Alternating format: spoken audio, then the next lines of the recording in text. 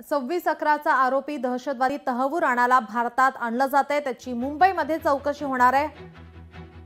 त्यानिमित्तानं आता एक मुद्दा समोर आलेला आहे। प्रसिद्ध निर्माता दिग्दर्शक महेश भट्ट यांचा मुलगा राहुल भट्टची ही चौकशी होण्याची शक्यता वर्तवली जाते। दहशतवादी तहव्वूर राणाला बॉलिवूडमध्ये एंट्री करायची होती। राणाला प्रसिद्ध चित्रपट निर्माता आणि दिग्दर्शक महेश भट्ट यांचा मुलगा राहुल भट्ट सोबत चित्रपट बनवायचा होता।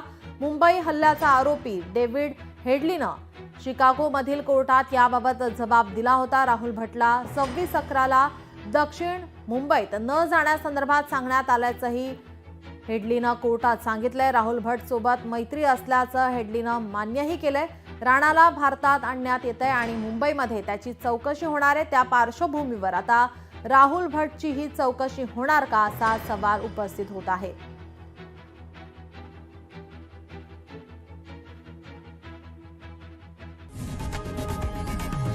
लोकशाही मराठी ऐका, पहा, जागरूक रहा।